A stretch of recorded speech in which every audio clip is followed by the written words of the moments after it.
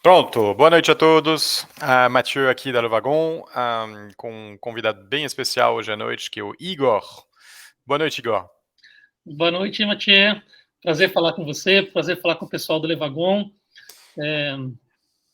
Acho que é super oportunidade de contar um pouco aí da minha história, né, e de como o Levagon contribuiu, né, para a minha Legal. jornada. Obrigado. Então, esses Vagon Talk, o formato é sempre um bate-papo meio informal e a gente sempre tenta convidar a pessoa do mercado, o empreendedor. Mas no caso do Igor é particularmente especial porque ele é também ex-aluno, então é um empreendedor ex-aluno.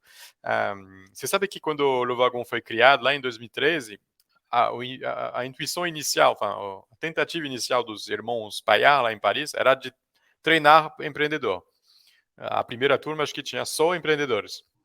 Bom, depois descobriram que é um bicho particular o empreendedor e é um nicho de mercado que tem muito mais gente interessada em aprender a programar ou data science para simplesmente ter uma carreira melhor do que pessoas que querem criar produto e se aventurar no mercado de startup. Mas a gente continua tendo um carinho especial para esse tipo de perfil e por isso que Igor é convidado. Conta um pouco, Igor, o que você fazia antes da Luvagon e da onde você vem? Beleza. Eu sou mineiro, né, do interior de Minas. Eu fiz engenharia mecânica, me formei no final de 2013. Comecei minha carreira no mercado financeiro, né, trabalhando numa gestora de venture capital e private equity, né? Meu trabalho era basicamente encontrar boas empresas para investir, né? Empresas de diferentes tamanhos, né? Empresas nascentes e também empresas de porte maior, né? Acima de 50 milhões de reais de faturamento e tal. Então, passei 4 anos nessa posição como investidor, né? Como atuando do lado de lá da mesa, né? Selecionando empreendedores, né? E negócios. Depois desse período, eu vi que o mais divertido era pilotar negócios, né? Era estar ali no mundo real, né? Fazendo as coisas acontecerem, né? Fazendo empresas crescerem. E aí eu decidi ir para uma das empresas do portfólio desse fundo, né? Que eu trabalhava e fui ser CFO da empresa, né? Então fui cuidar de finanças, né? E era uma empresa que tinha muita tecnologia, né? A gente desenvolvia computadores de bordo para máquinas agrícolas. Então tinha desenvolvimento de software, né? Desenvolvimento web, né? E também tinha desenvolvimento de software embarcado, né? Embarcado em hardware, né? Então era um negócio com muitos Complexo. engenheiros, né? Uhum. E tá em São Paulo? Onde estava essa empresa? No interior de São Paulo, né? Era uma empresa como o mercado alvo da empresa era o mercado agro, né? Então, operações agrícolas. Estava no interior de São Paulo, ainda está, né? Em São Carlos, né?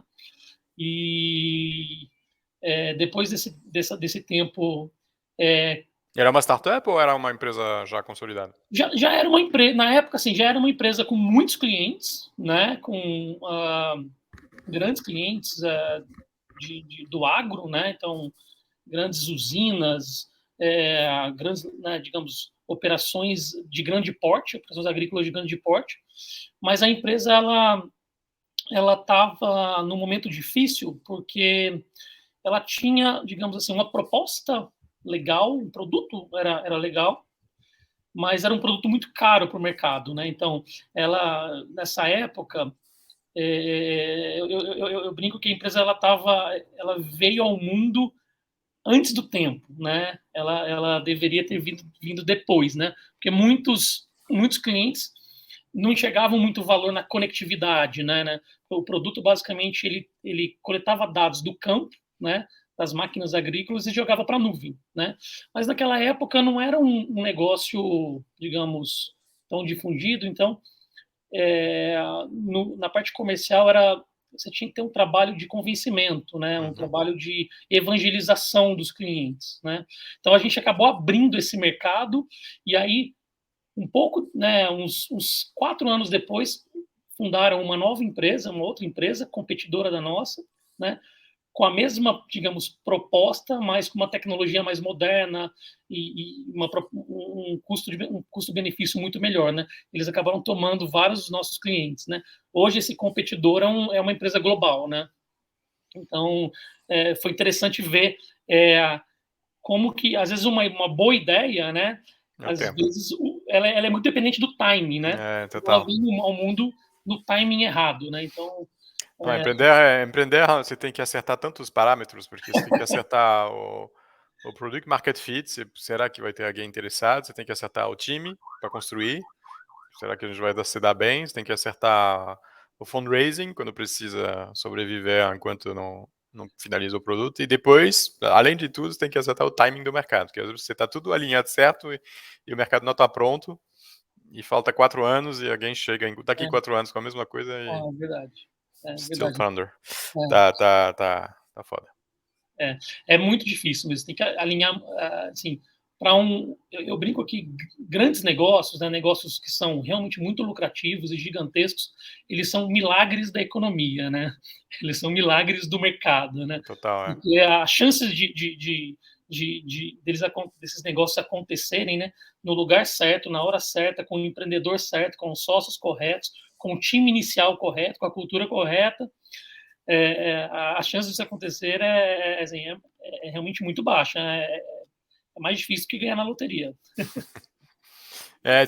Tem uma estatística no Vale do Silício que, tipo, a, a chance de você ganhar, passar de, tipo, 10 ou 15 milhões de fortuna é quando você, na verdade, se junta como primeiro funcionários, um dos primeiros funcionários de empresa já consolidada. Não é fundando uma empresa. Você ganha muito mais, a chance aumenta muito quando você já vai para uma empresa. Então, as pessoas acham que só o founder vai. Founder, a maioria, mesmo na Vale do Silício, em média, não se dá tão bem, não. Então, É, você tem que ter outro motivo para para querer empreender, porque exato, dinheiro exato. é uma possibilidade remota. E muita gente olha, às vezes, founders, né, de empresas, founders, co-founders de empresas, como, nossa, quero ser um founder, né? Porque aparentemente parece, né, via LinkedIn, quando você olha para LinkedIn, para redes sociais, para, né, os casos que deram certo, você olha e fala assim, nossa, deve ser uma vida legal, mas é uma vida muito difícil, cara, é muito difícil. E aí, acho que falando dessa questão de como você ganhar, digamos, 15 milhões de reais, 15 milhões de dólares, né, o valor esperado, né, o que é o valor esperado, né? O valor esperado é o quanto de dinheiro você pode ganhar com o equity que você tem vezes a probabilidade, basicamente, vezes a probabilidade de sucesso, né? Uhum. Então, o valor esperado quando você é um early employee de uma empresa que está com um produto legal, que já está rodando no mercado gigantesco, o valor esperado é muito maior do que o valor esperado de um founder em Que tá geral. com Né? ideia só. Exato. Não, mas é engraçado.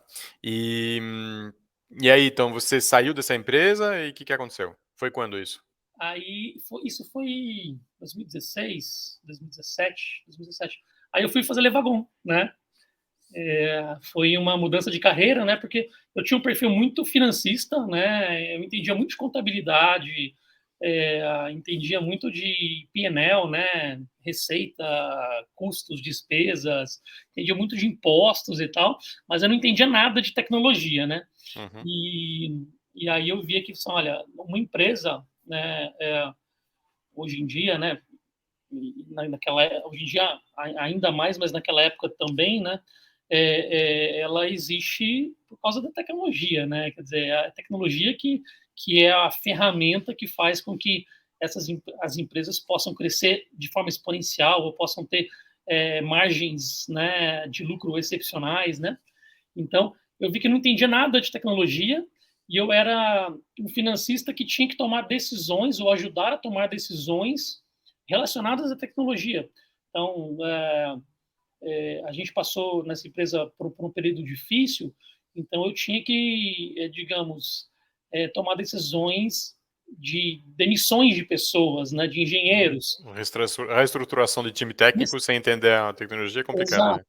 E aí eu e o CEO, né, a gente tinha sempre ele queria manter muito o time de tecnologia, eu queria tirar, porque eu estava olhando para a conta bancária, né? Então eu vi e falei assim, olha, não entendo nada de tecnologia, então nem na área de finanças eu consigo tomar decisões, digamos, bem embasadas, né? Daí eu falei assim, preciso adicionar um skill, né? Adicionar um conhecimento, né? Uhum. E aí fui fazer Levagon e, cara, de lá para cá, isso mudou muito a minha vida, né? Porque você saiu, eu lembro que você saiu da Alvagon já querendo empreender. Tá, própria Sim, empresa. sim, sim. Eu sempre, assim, desde muito novo, né, eu queria empreender. E aí eu sabia que entender de coding, né, entender de programação, entender de tecnologia era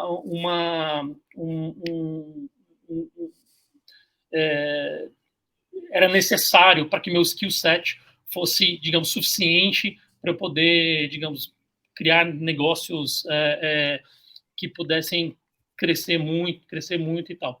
Então, acho que uma das minhas motivações foi justamente essa, assim, eu nunca pensei em ser um programador, assim, muito embora eu adoro, eu adoro programar, né? Eu já criei produtos, né? Digamos, como hobby, né? Já desenvolvi coisas do zero e sozinho, né? Back-end, front-end, tudo. Muito embora eu saiba fazer isso, eu nunca pensei em ser um desenvolvedor e, digamos, ganhar a vida com isso, né? Eu queria ser um empreendedor mesmo, desde o início. Aí eu saí do Levagon e criei a minha primeira empresa, né? Aliás, foi com uma pessoa que eu conheci no Levagon, que é o Samuel.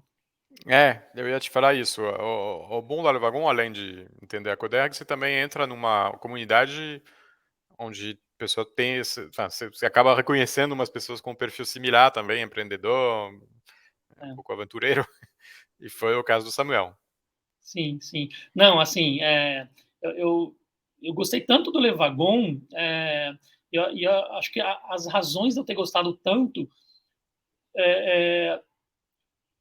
foram mais relacionadas acho que ao ambiente, né? Era um ambiente, eu lembro na época era um ambiente muito diferente do que eu estava acostumado. Não, eu trabalhava em fundo, trabalhava em empresa, né? É, e encontrei um ambiente totalmente diferente, né? Então eu aprendi muita coisa com esse ambiente e encontrei muitas pessoas, né? Encontrei pessoas de várias tribos, né? Acho que isso foi fantástico, né? Acho que esse networking que você acaba fazendo, mesmo que seja só com a turma que você está ali, isso é muito legal, né? Mais do que a parte de coding. Brincadeira, brincadeira. A parte de coding é muito legal.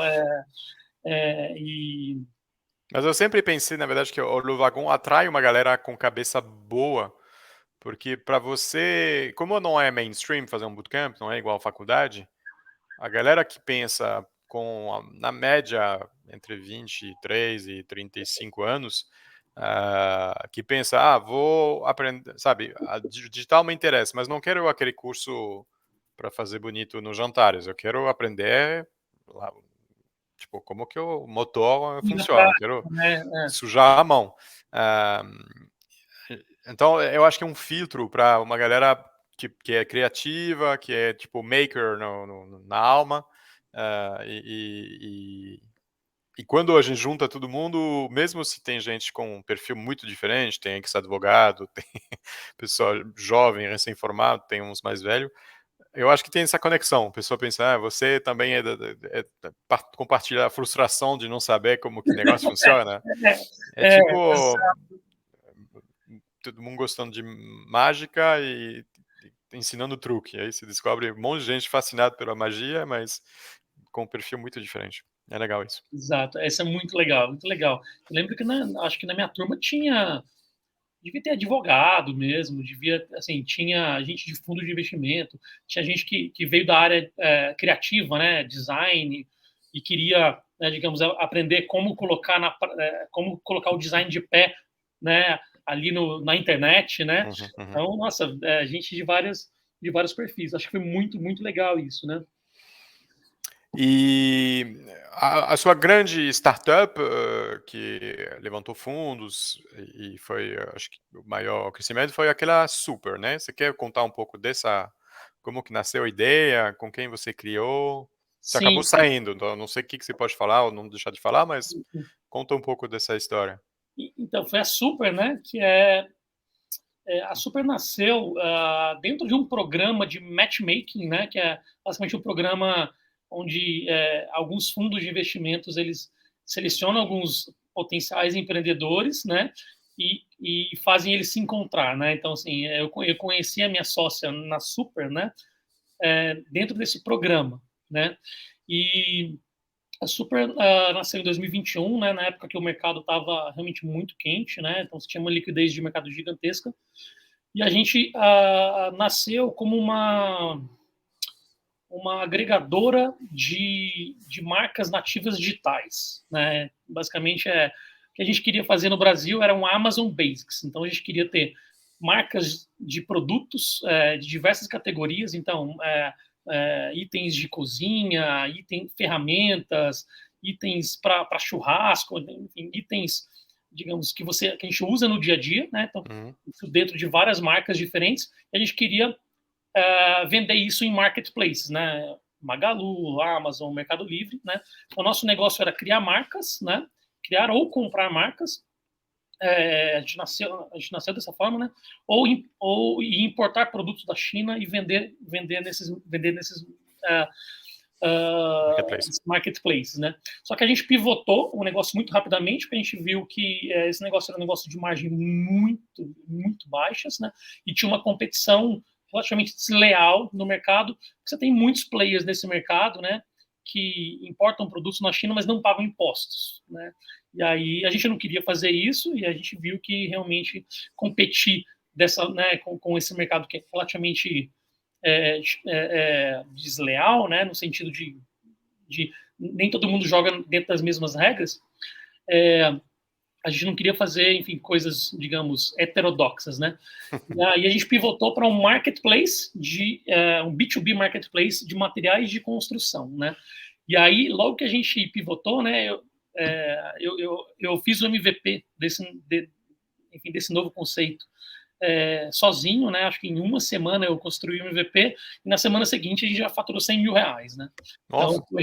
foi um negócio assim, cara, foi muito rápido, né? Então a gente viu que realmente tinha uma demanda para que pequenos negócios pudessem comprar estoque para suas lojas, né? De forma digital, né?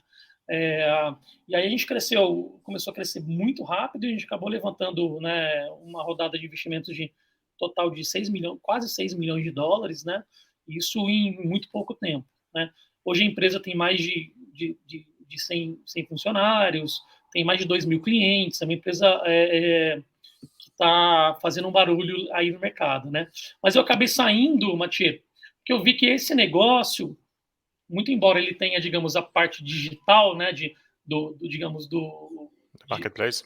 de marketplace, ele é muito mais um negócio de logística do que um negócio de tecnologia. Né? A tecnologia, ela acaba.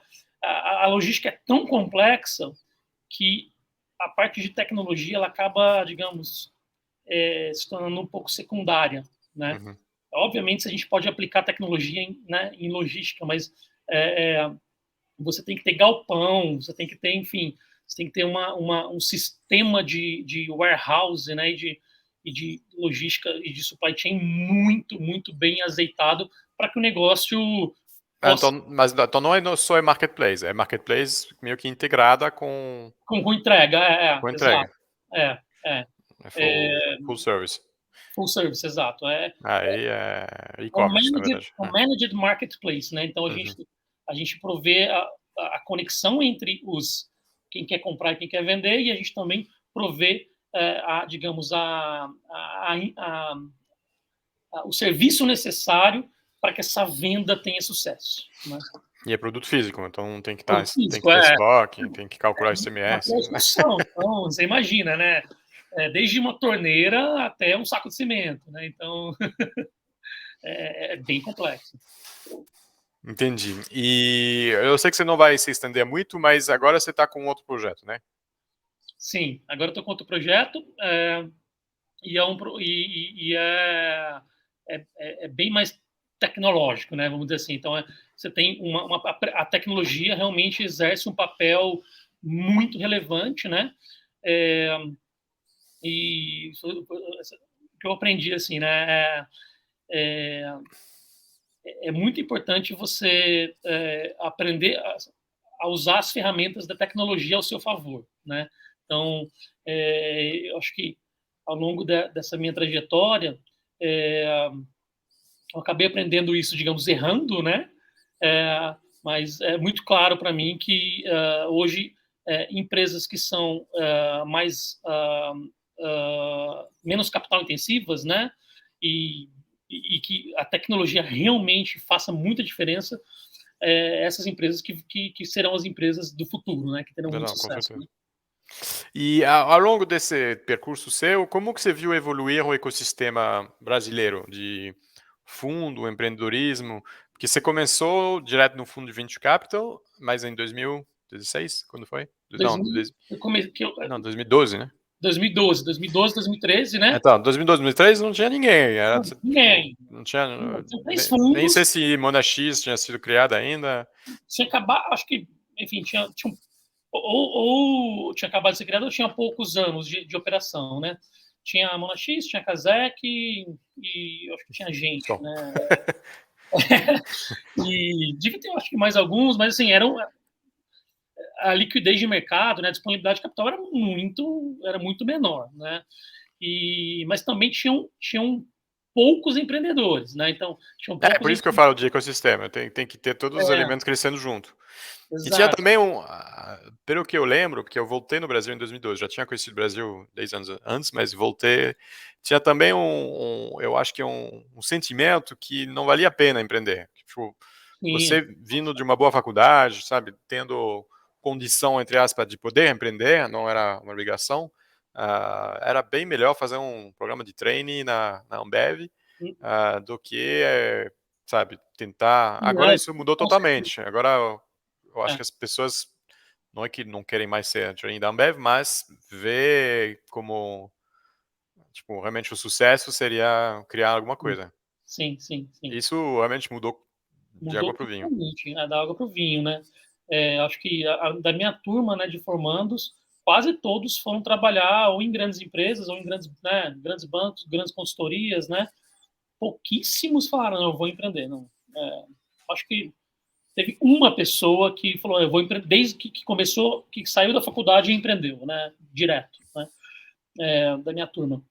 Hoje, quase todo mundo quer empreender, né? Assim, de 2021 para cá diminuiu um pouco, né, porque houve né, a gente passou por tem passado por uma, digamos, uma diminuição muito grande de liquidez no mercado, né, mas ainda assim é muito mais relevante do que no passado, né. E em questão de ecossistema do Brasil e da América Latina, eu diria que hoje a gente tem empreendedores, né, competindo globalmente. Então, você tem empreendedores brasileiros recebendo investimentos de fundos americanos, né? E você também tem fundos brasileiros investindo em empresas americanas. Então, virou um negócio realmente global, né? Então, Uhum. hoje, eu brinco que, assim, você tem... no Brasil, você tem uma quantidade muito menor de fundos, né? Querendo investir, né? Mas você tem uma quantidade muito grande hoje de empreendedores. Então, a competição pelo capital, ela é bem alta, né? Ela continua muito alta, né? Eu não saberia comparar Brasil e Estados Unidos, né? Mas, assim, digamos, empreender no Brasil, o nível, acho que o nível de dificuldade ele já está parecido com os Estados Unidos, né? Nos Estados Unidos você tem muitos empreendedores, muitos fundos, então você tem uma competição gigantesca, né, entre os fundos, entre os empreendedores, entre as empresas, né? E aqui no Brasil acho que a gente também está caminhando para esse sentido de uma velocidade bem rápida, né? Acho que a gente vai chegar lá, né? E eu, por ter trabalhado no ecossistema francês de capital de risco, na Europa, o que acontece é que o Estado está em todos. Então, o Estado botou dinheiro em fundos, então tem fundos meio que estatal, que também é LPs, quer dizer, é um fundo que investe nos outros fundos de venture capital. Muito do dinheiro vem de um esquema de investimento contra um tax break, tipo, você investe o retail, tipo, um investidor particular bota um dinheiro em fundo de VC, tem a mesma coisa na Inglaterra, e você consegue abater 25% desse investimento no seu imposto de renda. Então, o Estado está muito presente. E isso faz que a maioria dos fundos são gente que sabe jogar o jogo. Então, ou são bons porque eles sabem criar uma distribuição retail que é complicado, porque você tem que ir um por um em cada indivíduo, então é perfil mais banqueiro, ou são pessoas que sabem jogar o jogo do Estado, então tem conexão. O que eu vejo de muito positivo, e isso para mim não é o melhor esquema, o que eu vejo muito positivo no ecossistema brasileiro é que para mim ele parece o sistema americano, que a maioria dos fundos, não todos obviamente, mas a maioria dos fundos de venture capital são feitos por quem foi empreendedor, fez sucesso e agora quer brincar de investir em outros. E além de acho que contribui muito mais em termos de ajuda operacional, eu acho que também percebe que é importante, tipicamente importante criar plano de stock options para atrair talento, coisa Sim, que sim, depois cria sim.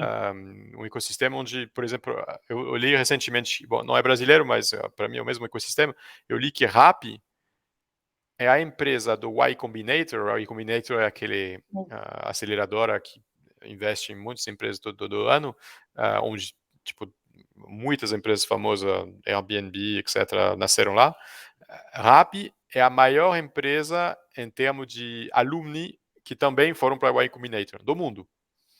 Todo mundo, Então, olha que legal, olha que legal. então Rappi foi uma das primeiras empresas que o Y Combinator financiou da América Latina, na região. Foi o sucesso que a gente conhece, que a Rappi é um baita sucesso, é colombiano, mas acho que provavelmente o maior mercado de longe é Brasil.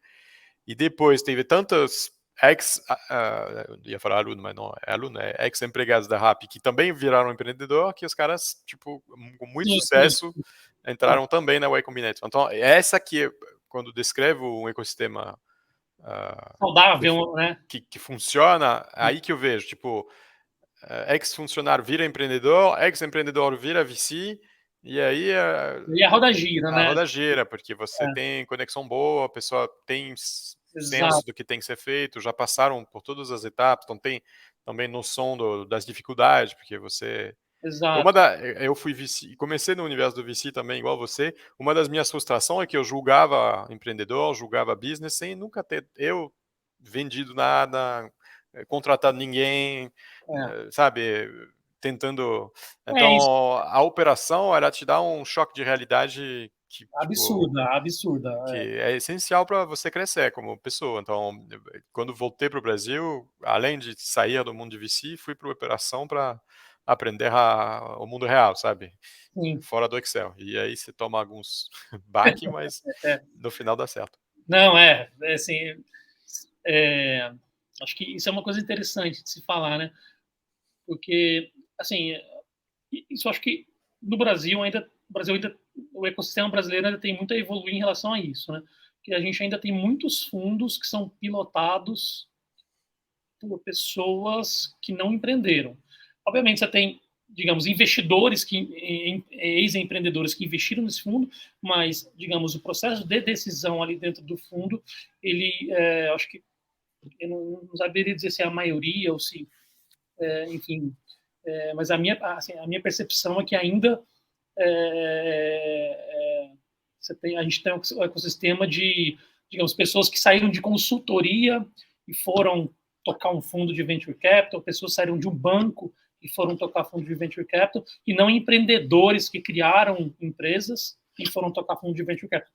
E isso acaba, digamos, sendo principalmente para quem está fazendo fundraising, né? Isso acaba sendo um elemento que dificulta um pouco o bate-papo, né, a conversa, né? Acho que eu pontuaria isso. E, assim, com relação ao que você falou da França, né, eu acho que o ecossistema brasileiro ele é muito mais financiado por entes privados, né, por capital privado do que por capital público, e isso é muito bom, né? A gente teve, enfim, iniciativas do governo, né, governamentais para financiar a inovação, acho que ainda existem essas iniciativas, mas é totalmente diferente quando o capital é privado, né? Porque quando o capital é privado você está realmente focado em buscar um retorno financeiro, né? Você não tem um subsídio, né? Para isso. Não, por exemplo, tem uma história na França que, não, todo mundo acha que tem que ter todo mundo quis recriar o Vale do Silício no próprio país. No Brasil, acho que como não tinha dinheiro, ninguém nem tentou, porque tinha outras prioridades, que eu acho ótimo. Na Uhum, França queriam. Só que o que acaba sendo? Os caras começam a botar dinheiro para caramba, porque na França a gente tem imposto para caramba, então tem dinheiro público para ser usado, e aí tem um sucesso, como obviamente tem empreendedores brasileiros franceses super bons, tem a Deezer, que eu ajudei a criar aqui, a operação, tem um que chama Dailymotion, que por um bom tempo competiu com o YouTube, que era uma plataforma também de vídeo, e na hora que o Dailymotion estava no auge e para ser vendido e criar uma liquidez, que é bom, porque vai enriquecer o uhum. VC, vai enriquecer os funcionários, vai enriquecer o fundador, aí o Estado entrou e falou, não, não, YouTube, Dailymotion tem que ficar francês. E aí acaba, tipo, e aí isso destrói totalmente o ecossistema. Porque aí você perde a confiança, pensar, mas então, se eu pego o dinheiro de um fundo que pegou dinheiro do governo, quer dizer, 95% dos fundos, quer dizer que meu exit pode ser limitado se tiver uma startup que é meio que emblemática, aí ninguém quer co-investir, os meio Exato. empreendedor vai falar, quer saber, eu vou investir, vou montar minha empresa em Londres, ou em Berlim, ou em Nova York, e você mata o negócio. Você mata o ecossistema, né? Você acaba tendo um efeito inverso, totalmente Exatamente. inverso, né? Então, ele é um voo de galinha, né? Uhum. Bem, nos primeiros anos, você pode até ter uma safra de empreendedores de sucesso que foram financiados dessa forma, mas não é algo sustentável ao longo do tempo, né? Com certeza não. Acho que tudo que é feito, digamos, de forma artificial, né, é, tende a morrer, assim, no sentido de aquilo não tá acontecendo de forma natural. A roda não está girando porque a roda tem energia para girar. A roda está girando porque alguém está empurrando. E uma hora, se alguém vai cansar de empurrar, ou alguém não vai. Enfim, você cria vários outros efeitos secundários não previstos, né?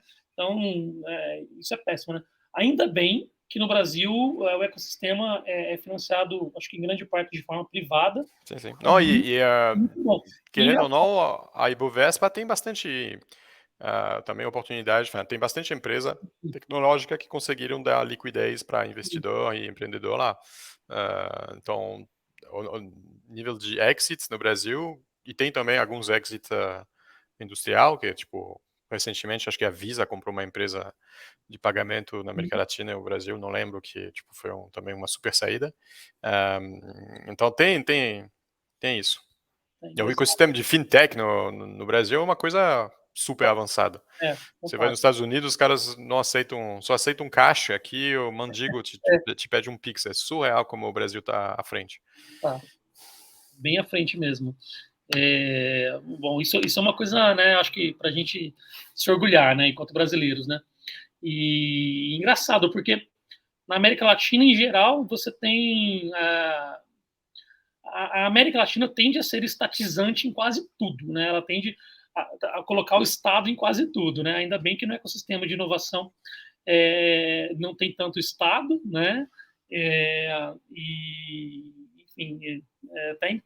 E uma questão que eu queria te fazer é porque eu conheci o mundo de venture e a Levagon foi engraçado porque a Levagon não se financiou com venture. Se financiou com modelo de franquia, uma coisa diferente. E tem muita gente querendo empreender, mas tipo, o sonho é, vou levantar fundo porque pensa tecnológica, etc. Não é único jeito de imaginar criar a empresa. Tem muitas empresas agora, especialmente que a tecnologia virou acessível. Estou Sim, pensando no AI agora, mas tipo tudo que era servidor no cloud, etc., possibilitou você criar a empresa sem necessitar milhões só para tocar a operação. é, Então é interessante também essa pegada de chamam de indie hacker, tipo aquela pessoa que cria em vez de buscar um salário, vai criar um business que tipo é o dono do próprio negócio, nem precisa necessariamente contratar pessoas e acaba tendo uma vida muito legal, pode trabalhar de onde quiser. Então isso é também uma nova tendência bacana. Mas é, tem que dominar a tecnologia, você tem que saber construir exato. você mesmo, tem que aprender a codar.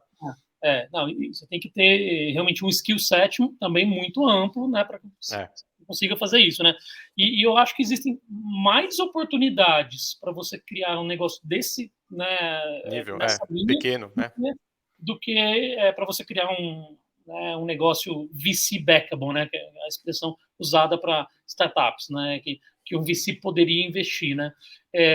Acho que você tem muitos problemas na sociedade que são problemas, digamos, com problemas relevantes do ponto de vista de oportunidade, né? Se você ofertar a solução, alguém vai comprar, né? Mas que não tem um mercado de bilhões de dólares, né? Então, acho que tem muito mais oportunidades nesse sentido do que oportunidades de bilhão de dólares, que são oportunidades que você tem que ou se sofisticar de uma forma muito grande, né? Ou, né, enfim, ter uma ideia, né, que ninguém nunca pensou, né, que é ainda mais difícil, né. É, mas eu já refleti muito sobre isso, né, até enquanto empreendedor, vou criar um negócio menor e que vai fazer sentido para a minha vida, que vai, enfim, que vai ser um negócio legal, né, vou ter ali uma empresa girando e tal, ou vou criar um negócio que pode ser realmente muito grande, né. E assim, difícil dizer se um é mais fácil do que o outro, né? Acho que depende muito da história de vida de cada um, do momento de cada um, né? Também não é fácil você falar, olha, vou pedir, vou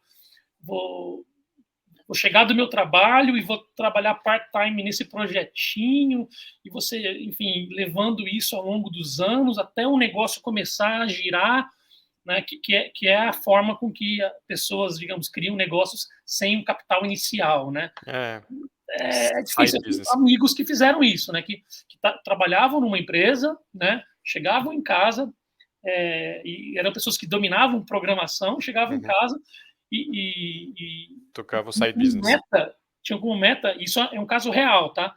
Escrever uma linha de código por dia. Era realmente assim, eu vou escrever uma linha de código por dia. E ao longo de alguns anos, né, ele criou um sistema que hoje é usado por muita gente, né? É, e é uma empresa dele, que ele é 100% dono dessa empresa, né? Então não tem sócio, não tem fundo, não tem. Então, digamos, é um super negócio para ele, né? E provavelmente ele vai ganhar mais dinheiro do que muitos founders de startups de unicórnio, né? Ao longo do tempo. Né? Pode ser que ele ganhe mais dinheiro, porque ele não tem Ele nenhuma. conseguiu sair do emprego normal para se No final ele dedicar? saiu, Então o saiu. negócio paga a conta já é bom. Já paga a conta. Já. É um negócio bem legal. Digamos, tem uma expressão para o negócio dele que é um micro SaaS, né? Então, ele é Uhum. um SaaS muito nichado, né? Então é para um nicho específico que resolve uma dor muito específica, né? E não é um mercado de bilhões, pelo contrário, é um mercado pequeno, mas como ele era o único fazendo aquilo, ele acabou tendo, assim, dominando aquele aquário, né? Aquele mercado, aquário no sentido, não é um oceano, mas ele não é um oceano de mercado, em termos de tamanho, é um aquário, mas ele é 100% dono desse aquário, né? Tem 100% Uhum. de market share. É, é legal, mas tem também a dimensão você empreender muito sozinho, você não, tipo, você fica muito você com o seu projeto lá.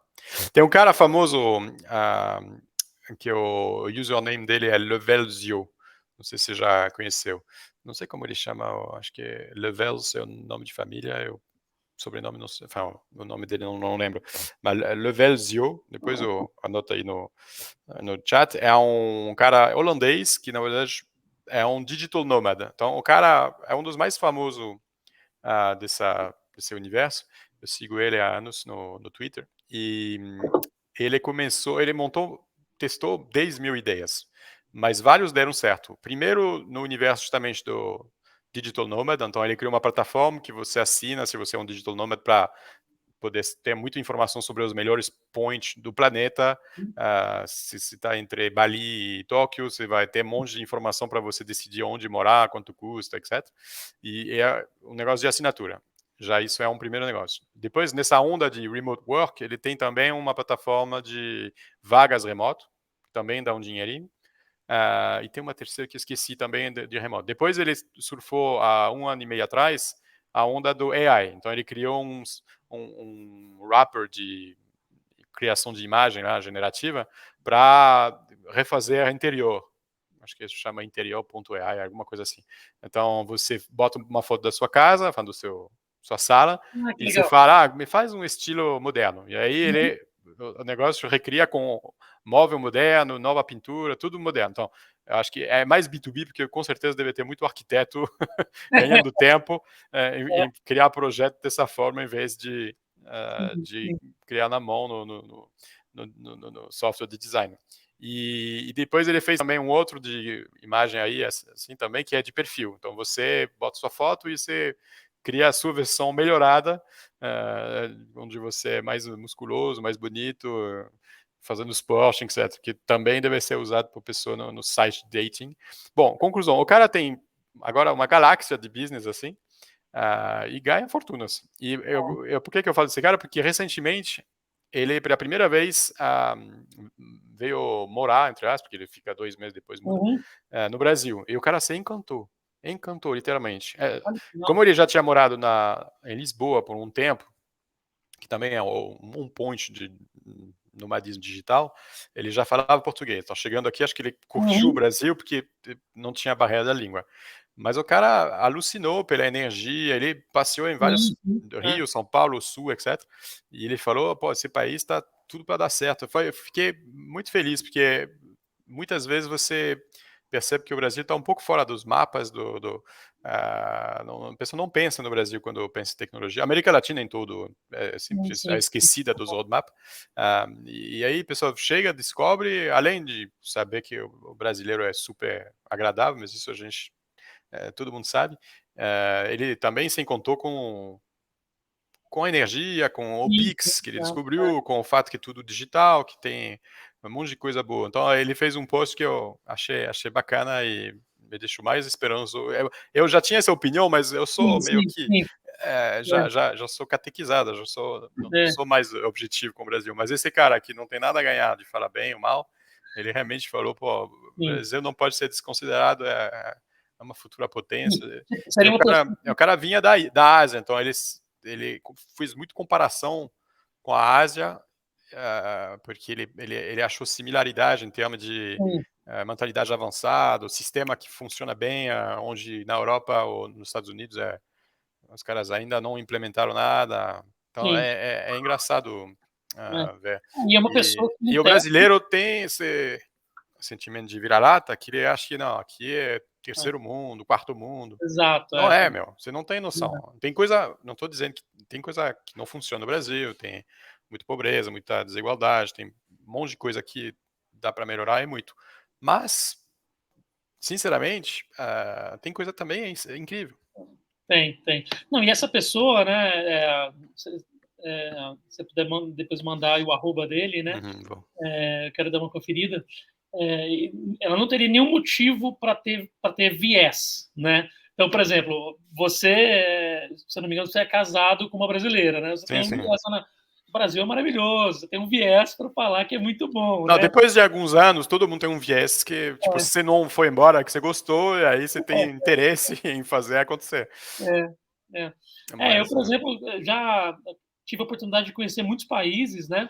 É, e já pensei muito assim, qual país, para qual país ou para qual cidade do mundo eu iria, né? E em várias dessas reflexões que eu tive, São Paulo era top 3, assim, né? Top 5, vamos pensar, top 5, né? Florianópolis também estava na lista, assim. Acho que o Brasil nunca deixou de sair da lista, nunca saiu dessa lista, mesmo comparando com vários países na Europa, nos Estados Unidos, né? Eu não conheço a Austrália, Nova Zelândia e tal, mas eu, por exemplo, não iria para Austrália, né? Morar na Austrália, empreender na Austrália, né? Não conheço ninguém lá, não tem ninguém da minha família lá, né? Muito embora lá, acho que o clima é tropical, tem praias bonitas e tal, e enfim, mas eu adoro o Brasil, gosto muito do Brasil. Obviamente, a gente tem, né, épocas que a gente fica um pouco chateado com o país, né, com os rumos do país, mas acho que, sem dúvida, é um lugar muito bom. É um lugar muito bom para crescer, né? Tem muita oportunidade ainda no Brasil. Sim, sim. O que eu acho também é que, historicamente, o grande problema do Brasil é que era uma economia muito fechada. Sim. Inclusive, tem um cara super interessante no Twitter, um outro, que chama Peter Zeihan, que é Twitter e no YouTube, que explica isso pela geografia do Brasil. Que ele fala a geografia do Brasil na verdade, Sim. é uma costa, mas que tem montanha ao longo da costa e todos os rios vão para o interior. E é Sim. muito incomum isso. Geralmente, os rios te levam para o mar e servem de porta de entrada do exterior para o interior do país. Aqui não, aqui é tudo uma montanha que meio que bloqueia. São Paulo é muito isso, Minas Gerais também. Então, o país, tipo, se você segue a inclinação dos rios e Sim. do terreno, você vai para o interior, você não vai para o exterior. Então, isso faz que, geograficamente, o país é uma bolha mesmo. Sim. Sim. E, Nossa, faz total sentido.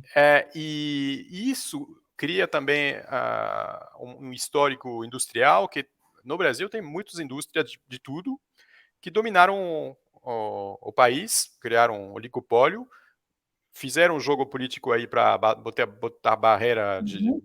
para ninguém entrar e criar concorrência, e isso meio que cristalizou um pouco o país. Ah. E no digital, isso acabou, porque no Uhum. digital não tem como você impedir Google e não sei quem de entrar no país. Uhum. Então, o digital foi realmente para mim a praia que abriu para todos os animados com energia e ambição, onde eles poderiam quebrar isso. Não precisava ser filho do dono de um É. dos empresas de tal oligopólio de tal mercado para se dar bem na vida. Você tinha como, sabe, criar um negócio novo. Além disso, agora você tem também a possibilidade de trabalhar do Brasil para a empresa fora, quando você Fora. trabalha, que é tipo, é mais ainda, até o mercado de emprego se abriu, Sim. Exato. graças ao digital. E a pandemia que mostrou que remote work funciona. Então, eu acho que é uma chance incrível para os talentos brasileiros que não nasceram necessariamente na família certa para se expressar. E isso em 2023 é muito diferente do que 65, mas também é diferente de 2000 e 2005, porque digitalizou pra caramba, todo mundo tem smartphone, então tem muita coisa que você pode imaginar e criar sem depender da autorização de ninguém ou do lobby que vai te impedir de fazer nada. Isso é bem interessante. Bem interessante, E nunca tinha parado para pensar sobre essa questão geográfica, né? Essa influência geográfica. E me parece fazer sentido, sim. Até se você for pensar em quantos idiomas, em média, o brasileiro fala, né? É português, né? Você não tem ali países vizinhos que falam outras línguas, quer dizer, você tem, mas existe essa barreira geográfica, né? É geográfica mesmo, né? Você não teve muitas interações entre o brasileiro e o argentino, então poucos brasileiros falam espanhol, ou enfim, né? O Brasil realmente no norte você tem floresta amazônica, né? Então várias divisas ali, você realmente tem um fluxo muito baixo de pessoas, né? Não dá para passar. País, não dá para passar. A Argentina tem uma divisa muito pequena com o Brasil, né? Lá embaixo, realmente faz sentido, né? E é interessante como, assim, muita gente no Brasil tem, né, digamos, algum receio de abertura comercial, né? digamos, de ter realmente uma abertura comercial maior contra os países, né? Importações e exportações, assim, o meu novo negócio tem a ver com importações e exportações, né? Então, muitos brasileiros têm esse receio, né? Ah, isso vai prejudicar o industrial brasileiro, porque, né? Você tem que ter ali uma barreira protecionista e tal. Mas se você olha para o digital, a abertura de mercado, ela faz com que todo mundo ganhe, né? Todo mundo ganhe, né? Não, e o que é engraçado é que no digital, onde tem dois lugares onde o Brasil não se preocupa com barreira. É o agro, porque o Brasil queria exportar no mundo, então não botou. E o agro é o mais produtivo do mundo, é o Brasil. Então mostrou que tipo, a barreira não impediu nada. E o digital. E o digital também é impressionante o track record, entre aspas, do Brasil, porque são poucos países do tamanho do Brasil que conseguiram ter campeões nacionais do tamanho de um Nubank, de um iFood. Mercado Livre, eu sei que é argentino, mas se você olha a operação, é mais de 50% Brasil. Sabe, que dá realmente trabalho para os grandes, porque aqui a Amazon não domina como domina na França, domina na Itália, domina no Japão. E a mesma coisa para Uber Eats, frente a iFood, está pequena. E o segundo nem o Uber Eats, o segundo é um outro local, entre aspas, que é o Rappi. Então é interessante, e mesma coisa com e-commerce, VTEX, essas coisas. Então é interessante como é um preconceito que a barreira vai proteger, mas na verdade, quando você vê onde não tem, o Brasil se dê super bem. Super bem. Porque tem tamanho suficiente para criar monstros. Se você for, enfim, pensar no ranking, muita gente pensa em questão, tem uma cabeça mais protecionista, porque pensa no desenvolvimento do Brasil e não, porque isso vai gerar emprego para os brasileiros e tal. Então, tem esse discurso, né? Mas se você pensar nos países de maior IDH no mundo, né? Se você fazer uma regressão, né, de quais os países, qual é a relação entre IDH e abertura econômica, Mais aberto, melhor, né? O R, né, que é, enfim, se fazer uma regressão, o R é quase 1, porque realmente tem muita relação, né? Abertura econômica e desenvolvimento, digamos, econômico social do país, né? Você tem países super pequenos, né, no mundo que produzem muito pouco, né, digamos, de e tem exemplo do lado, o Chile, por exemplo, a Colômbia, que são países super abertos, que são provavelmente aqueles que mais, o Uruguai, que cresceram pra caramba, e lá, bom, ok, não tem indústria, mas daí? Tipo... Não, eu tô longe de ser um analista geopolítico, né, então, mas pensando na Austrália, né, eu já fiz essa comparação algumas vezes. A Austrália basicamente é um país que exporta commodities, né? A gente fala porque o Brasil não pode ser um país exportador de commodities. Não tem nada de errado em ser um exportador de commodities, né? A Austrália é um país exportador de commodities, ela importa grande parte dos produtos acabados e tal, e é um país com IDH altíssimo, né? Muito maior. E olha também o desenvolvimento do Middle East, Dubai, até a Arábia Saudita. Estou falando do ponto de vista econômico, obviamente, politicamente é outra coisa, mas é incrível como os caras partiram também da mesma base, commodity na veia, gás e petróleo e só, e tipo depois estão começando a indo para outras indústrias, então finança, cultural, criativa, etc, para atrair. Então não tem desculpa. Exato, Mas voltando para a tecnologia, né, e misturando os dois assuntos, a gente vê que no Brasil, né, em termos de tecnologia, a gente já é um país que compete em talentos com os Estados Unidos, né? Então a gente compete em capital, então você tem fundos americanos investindo no Brasil, fundos brasileiros investindo nos Estados Unidos, então você tem realmente ali um ecossistema já bastante desenvolvido. Eu acho que é muito por causa dessa abertura realmente comercial, né? Sei como é que as coisas, os assuntos entrelaçam, né? A gente foi falar de abertura comercial. Foi longe, mas foi legal. E me fala uma coisa sobre, talvez, porque já está passando da hora, eu não quero estender muito o seu tempo, umas coisas que você falaria para um jovem de 20 anos que também quer empreender, qual conselho você daria? Tipo, Olha, eu diria que